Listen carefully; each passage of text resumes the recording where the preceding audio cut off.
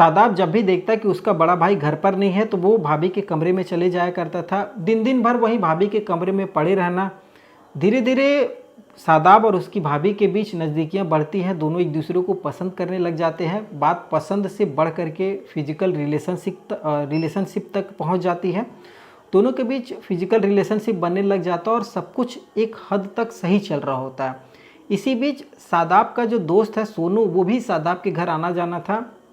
अब सोनू की नज़र उसकी भाभी पर पड़ती है, सादाब की भाभी पर। वो उसकी भाभी को पसंद करने लग जाता है।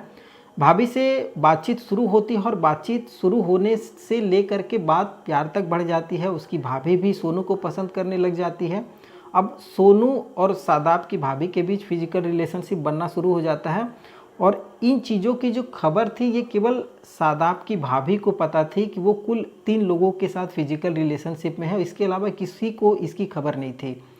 अब इसी बीच एक दिन सादाब जब देखता है कि उसका बड़ा भाई घर पर नहीं है तो वो अपनी भाभी के कमरे में जाता है। वहाँ पर भाभी के साथ फिजिकल रिलेशनशिप बना रहा होता है। तभी अचानक सादाब का बड़ा भाई घर पर किसी काम से आता है और वो देखता है कि उसकी पत्नी और उसका छोटा भाई दोनों एक दूसरे के साथ बिना कपड़ों के लिपटे हुए हैं। जैसे ही वो नज़ारा ये देखता है वो आग बबूला हो जाता है। घर में झगड़ा झंझट शुरू हो जाता है और ये झगड़ा झंझट बढ़ते बढ़ते कब कत्ल तक पहुंच जाता है ये इन में से किसी को भी पता नहीं लगता। और देखते ही देखते कुल 2 कत्ल हो जाते हैं कुछ समय के अंतराल पर। और जब ये कत्ल होते हैं, इस कत्ल की गुत्थी को सुलझाने में पुलिस को लगभग से 1.5 महीना का समय लग जाता है। जब पुलिस इस पूरे कत्ल की हर एक पहलू की जांच पड़ताल करती है और परत दर परत इस कत्ल की गुत्थी को सुलझाती है तो पुलिस भी हैरान परेशान हो जाती है कि आखिर इस वजह से इन लोगों का कत्ल किया गया है और इस कत्ल के पीछे ये वजह रही है। क्या है ये पूरी सच्ची घटना, आज इस कहानी के माध्यम से हम लोग जानने की कोशिश करेंगे। नमस्कार, मैं सत्या सिंह और आप देख रहे हैं द बुड़बक मंच। दरअसल आज की जो ये पूरी सच्ची घटना है ये घटना उत्तर प्रदेश के मेरठ की बताई जा रही है। मेरठ का एक थाना है लिसाड़ी गेट, वहाँ का एक इलाका लगता है मेठगढ़ी मजीद नगर।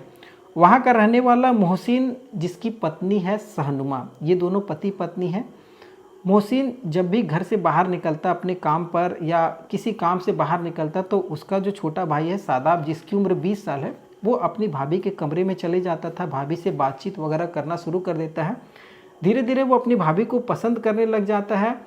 अब भाभी को भी अपने देवर की लत लग जाती है। वो भी मौका देखती कि जब उसका पति घर पर नहीं है तो वो सादाब को अपने कमरे में बुला लेती थी।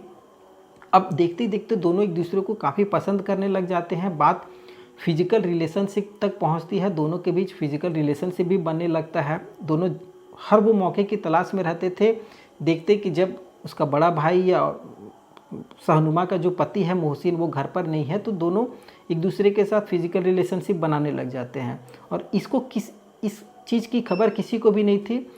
इसी बीच जो सादाब का दोस्त था सोनू, वो उसके पड़ोस में रहता था। अब सोनू का किसी न किसी बात को लेकर के सादाब के घर आना जाना हुआ ही करता था, पड़ोसी है एक दूसरे का। सोनू सादाब के घर आने लग जाता है तो वो उसकी नज़र सादाब की भाभी सहनुमा पर पड़ती है। वो सहनुमा को मनी मन पसंद करने लग जाता है। अब वो जब भी मौका देखता है कि जब कभी भी सादाब या सादाब का बड़ा भाई मोहसिन घर पर नहीं है तो वो तुरंत सादाब के घर पर पहुंच जाता और उसकी भाभी से बातचीत करना शुरू कर देता सहनुमा से। अब देखते देखते सहनुमा भी सोनू को पसंद करने लग जाती है। अब दोनों के बीच प्यार का इजहार भी हो जाता है और दोनों बात फिजिकल रिलेशनशिप तक पहुंच जाती है। बताया ये भी जाता है कि सोनू सहनुमा को घुमाने फिराने भी ले जाता था। दोनों जब भी मौका देखते कि सादाब या फिर सहनुमा का पति मोहसिन घर पर नहीं है तो दोनों घूमने फिरने भी निकल जाते और समय से घर भी आ जाते थे। तो ये सब सारी चीज़ें सब कुछ सही चल रही थी और इन चीज़ों की जानकारी केवल सहनुमा को थी कि वो कुल 3 लोगों के साथ फिजिकल रिलेशनशिप में है। एक तो अपने देवर सादाब के साथ, दूसरा अपने पति मोहसिन के साथ और तीसरा वो सोनू के साथ। और इसके अलावा इन तीनों में से किसी को भी खबर नहीं थी कौन किसके साथ क्या कर रहा है। अब इसी बीच सादाब जब एक दिन मौका देखता है तो लगभग ये मार्च की घटना बताई जा रही है। मार्च में उसका भाई घर से बाहर गया हुआ था काम वगैरह करने, तो सादाब को उसकी भाभी कमरे में बुला लेती है और दोनों फिजिकल रिलेशनशिप बना रहे होते हैं। इसी बीच जो सहनुमा का पति होता है मोहसिन, मतलब सादाब का भाई, बड़ा भाई वो घर पर पहुंच जाता है और सादाब को और अपनी पत्नी सहनुमा को देख लेता है बिना कपड़ों के। तो झगड़ा झंझट यहाँ से शुरू हो जाता है। झगड़ा झंझट बढ़ते बढ़ते मामला कुछ हद तक शांत हो जाता है उस दिन, और अगले दिन अचानक सहनुमा की मौत हो जाती है। सहनुमा की मौत होती है, पुलिस को भी सूचना दे दी जाती है, पुलिस भी पहुंच जाती है। अब सहनुमा के जो मायके वाले हैं, बताया ये जा रहा है कि सहनुमा जो है वो किठौर की रहने वाली है। अब मायके वाले मोहसिन और उसके पूरे परिवार पर दहेज हत्या का केस लगवा देते हैं। पुलिस सहनुमा की लाश को पोस्टमार्टम के लिए भेजती है। पोस्टमार्टम भी होता है और पोस्टमार्टम में ऐसा कुछ निकल करके नहीं आता है जिससे मोहसिन या उसके परिवार पर शक किया जा सके कि उन्होंने मारा है। फिर भी मोहसिन जो था वो अपने पूरे परिवार के साथ फरार हो जाता है। एक तरफ पुलिस जब देखती है कि अब पोस्टमार्टम रिपोर्ट में कुछ भी निकल करके नहीं आया, तो वो सहनुमा के विसरा की जांच रिपोर्ट के लिए आगे लैब में भेज दी है। अब इसी बीच जो सोनू था उसको सहनुमा की मौत का बहुत बड़ा धक्का लगता है कि यार वो इतना पसंद करता था सहनुमा को, और वो अचानक कैसे मर गई है। उसको यकीन ही नहीं होता था। वो मतलब इतना बेचैन था सहनुमा के पीछे, जैसे वो पागलों वाली हरकत करता था। अब वो जानने की कोशिश करता है कि आखिर बात क्या हुई है, अचानक कैसे कोई मर सकता है। तो वो अपने दोस्त सोनू जो अपने दोस्त सादाब से मिलता है, उसे बुलाता है। दोनों बात कर रहे होते हैं तो सोनू सादाब से दोस्ती का कसम देता है कि सादाब यार, तेरी भाभी का अचानक हत्या हो जाना या अचानक मर जाना, ये कुछ समझ में नहीं आया, बात क्या है। सादाब तो पहले बहुत आनाकानी करता है, कोई बात जानने की मतलब उसे किसी चीज़ों की जानकारी नहीं है। लेकिन जब सोनू दोस्ती का वादा वगैरह दे करके काफ़ी कस्में वादे देता है, तब जा कर के सादाब कहता है कि यार एक दिन हुआ ऐसा कि मैं और मेरी भाभी एक दूसरे के साथ फिजिकल रिलेशनशिप बना रहे थे, बिना कपड़ों के थे, और मेरा भाई देख लिया और उसके अगले ही दिन मेरी भाभी की मौत हो जाती है। अब ये मेरे को बिल्कुल भी नहीं पता है कि भाभी की मौत कैसे हुई है, क्या हुआ है, ये मेरे को जानकारी नहीं है, बस भाभी की मौत हो गई है। अब सोनू को यहाँ लगता है कि हो ना हो सहनुमा की मौत के पीछे सादाब ही है। सादाब जो कि असल दोषी है सहनुमा की मौत को लेकर के, और इसने ही कुछ किया है। अब वो मन ही मन प्लान करना शुरू कर देता है कि वो सादाब को मार देगा। अब इसके लिए वो पूरी प्लानिंग करता है। प्लानिंग के तहत वो पिस्तौल वगैरह का व्यवस्था कर लेता है। प्लानिंग जो निर्धारित होती है वो प्लानिंग 27 अप्रैल 2025 को निर्धारित की जाती है कि अब इस दिन वो सादाब को मार देगा, मतलब अपने दोस्त को वो मार देगा। अब इसके लिए वो सादाब को बुलाता है कि सादाब यार आज पार्टी वगैरह का प्रोग्राम किया जाए। तो सादाब भी राज़ी हो जाता है कि चल ठीक है। तो सोनू सादाब को बुलाता है और एक तरफ एक बिलाल है जो कि सोनू का दोस्त है, उसको भी बुला लेता है। और ये कुल 3 लोग जुर्रानपुर फाटक पहुंचते हैं। वहाँ एक शराब का ठेका है, उस ठेके पर ये लोग जाते हैं। तीनों बैठ करके शराब वगैरह पी रहे होते हैं। नशा जब चढ़ता है उसी बीच सोनू अपनी जेब से पिस्तौल निकालता है।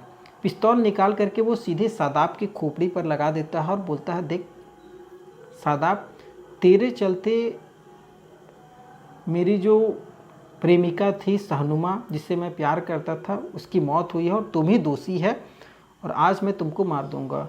और ये सब सारे चीज़ों की रिकॉर्डिंग बिलाल जो कि सोनू का दोस्त था वो अपने मोबाइल फ़ोन में लाइव कर रहा था। सोनू बोलते बोलते गोली चला देता है और गोली सादाब की खोपड़ी को छेदते हुए आर पार निकल जाती है। सादाब वहीं पर ढेर हो जाता है, वहीं पर उसकी मौत हो जाती है। अब यहाँ से सोनू और बिलाल ये दोनों भाग जाते हैं छोड़ करके सादाब को। पुलिस को सूचना दी जाती है, पुलिस पहुंचती है, पुलिस छानबीन में जुट जाती है। पुलिस के सामने कोई सबूत ऐसा था नहीं कि पुलिस कोई कार्रवाई कर सके। पुलिस भी परेशान थी कि आखिर एक ही परिवार की महिला कुछ दिनों पहले मरी है और उसी परिवार का सदस्य भी आज मौत के घाट उतार दिया गया है, मामला है तो है क्या। पुलिस हर एक कड़ी को जोड़ने की कोशिश करती है, हर वो जांच पड़ताल करने की कोशिश करती है जिसमें जो गुनाहगार हो उसका कोई एक सबूत मिले। तो पुलिस को एक सीसीटीवी फुटेज में एक सबूत मिल जाता है। उस सबूत में पुलिस को दिखाई देता है कि ये 3 लोग आपस में गाड़ी से एक साथ जा रहे थे। अब पुलिस जब देखती है कि सादाब के साथ उसका दोस्त सोनू और बिलाल है, तो सोनू को पुलिस गिरफ्तार करती है। गिरफ्तार करने के बाद उससे कड़ाई से जब पूछताछ की जाती है तो वो सारी चीज़ें बता देता है कि बात ऐसी ऐसी थी, मैं भी सहनुमा को पसंद करता था, सादाब का भी उसके साथ फिजिकल रिलेशनशिप था, इसलिए मैंने शादाब को दोषी माना, इस वजह से मैंने उसको गोली से मार दिया है। हाँ, शहनुमा को किसने मारा है ये मुझे नहीं पता। अब ये तो खैर जांच का विषय है। और जो वहाँ के एसपी सिटी हैं आयुष विक्रम सिंह, इन्होंने जब ये पूरी घटना का खुलासा किया तो उन्होंने बताया है कि अभी जो शहनुमा है जिसका मौत हुई थी, जो कि शादाब की भाभी है, उसका अभी विसरा जांच का रिपोर्ट नहीं आया है। और जैसे ही उसका विसरा जांच का रिपोर्ट आ जाता है, अगर उसमें हत्या का खुलासा होता है तो मोहसिन और उसके जो परिवार के सदस्य उनके खिलाफ सख्त से सख्त कार्रवाई की जाएगी। और अभी जो मोहसिन है वो फरार बताया जा रहा है। अभी तक खैर पुलिस उसको आत्महत्या ही मान करके चल रही है शहनुमा को, लेकिन हर वो कड़ी की तलाश में है जिससे ये कन्फर्म हो सके कि वो आत्महत्या थी। अगर हत्या का मामला निकल करके आएगा तो फिर पुलिस कार्रवाई करेगी। और एक तरफ अभी सोनू को गिरफ्तार कर लिया गया। पुलिस सोनू को पकड़ करके उसके जो पिस्तौल, जिस पिस्तौल से उसने शादाब को मारने की मारा है, उसकी रिकवरी के लिए जब उसको लेकर के जाती है तो वो झाड़ी में पिस्तौल छिपाया हुआ था, वहाँ से वो निकाल करके पुलिस के ऊपर फायर करने की कोशिश करता है सोनू। पुलिस की जवाबी कार्रवाई में बताया जा रहा है कि सोनू के घुटनों में गोली लगी है और वो घुटना उसका लगभग फ्रैक्चर हो गया है। अब क्या हुआ नहीं हुआ ये तो खैर पुलिस जो बता रही है उस आधार पर। और जो सोनू का दोस्त है बिलाल, वो अभी फ़िलहाल फरार बताया जा रहा है। और सोनू बताइए जा रहा है कि जिस समय उसने अपने दोस्त को मारा था शादाब को, इसका वो जो वीडियो बना था वो अपने कई दोस्तों के साथ भी शेयर किया हुआ था कि देख, मैंने दोस्तों को ये भी कहा था कि देख, मैंने अपनी प्रेमिका की मौत का बदला ले लिया है। जो मेरी प्रेमिका का मौत का असल दोषी था शादाब, उसको आज मैंने मार दिया है। इस तरीके से वो वीडियो भी काफ़ी उसके दोस्तों के पास वो वायरल हुआ था।